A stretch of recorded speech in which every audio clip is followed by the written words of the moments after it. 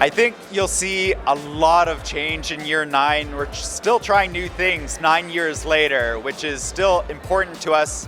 We do what the fans are asking for. So we talk about fun, we talk about changing the game according to what the players are seeing. Right now there's a lot of what they call TDM meta. We want to shake that up in Season 1 immediately. We also want to be more rewarding this year. We're introducing a new reward in Ranked. We're introducing things like badges and the career page for players so that they can track their progress. They spend hundreds of hours in the game, so we want to bring that back to the players and celebrate it. There is an element of respecting the legacy, and you can see that when we've announced operator remasters, making sure that even old operators can still bring something new to the game and that they don't fall off with the rest of the new operators that we bring in. And then it is about that new. It's about investing in new characters, new ways to train in the game, also new ways to play the game with the Siege Cup, one of the biggest tournament modes we're adding to the game now. So it's honoring both the old and new at the same time.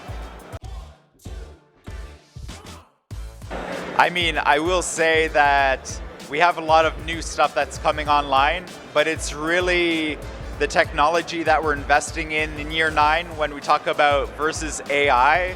We'll bring in more operators, more maps, and bring in attacking AI so you can play an entire match against AI at different difficulty levels.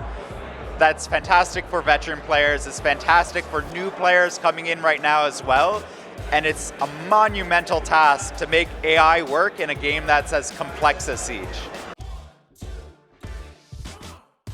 It's interesting you say that. For us, trying to let players understand how they can be an elite operator is really important.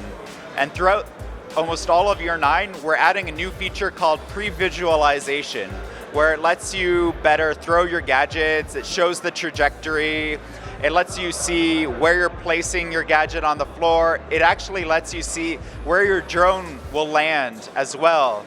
And as much as this is amazing for new players, I think veterans are also wrestling with it, where they're like, I already put in the time, I know what I'm doing when I'm throwing a gadget. For us, playing with this new tech and this new feature, we have actually seen veterans get even better than where they were before. They have more confidence in where they're throwing their C4 or how they're setting up a site. So I hope that veteran players will appreciate it.